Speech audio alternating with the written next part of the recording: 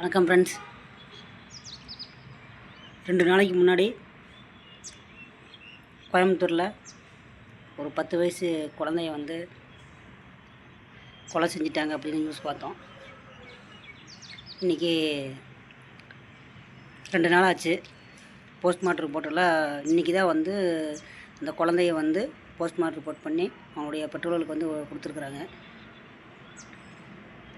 இதில் என்ன ஒரு கொடுமை தெரியுங்களா?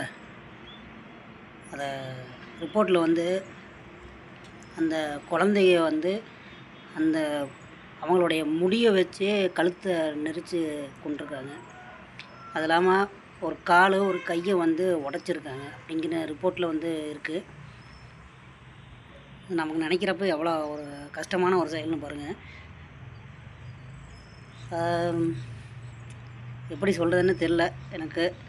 அந்த அளவுக்கு மன கஷ்டங்கள் நிறையா.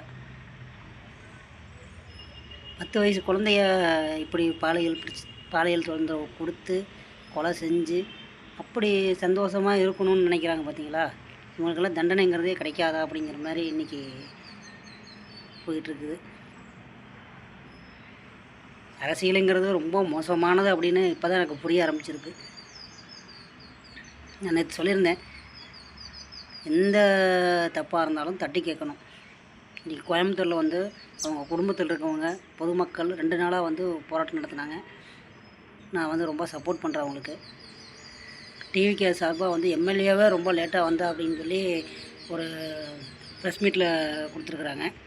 இது ரொம்ப மோசங்க. அதெல்லாம் எம்எல்ஏவோட ஸ்பாட்டில் இருந்திருக்கணும். இப்படியெல்லாம் லேட்டாலாம் போகக்கூடாது.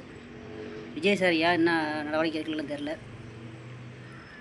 எனக்கே சொல்கிற போல ஏகப்பட்ட பிரச்சனைகள். எங்கே தொட்டாலும் ஒரே கலவரங்கள், பெண் கொடுமைகள், அடிதடி, லஞ்சம், இப்படி தான் நியூஸ் அப்டேட் ஆகிட்டே இருக்குது. பார்ப்போம் என்னதான் நடக்குதுன்னு நம்மளும் வெயிட் பண்ணி பார்ப்போம்.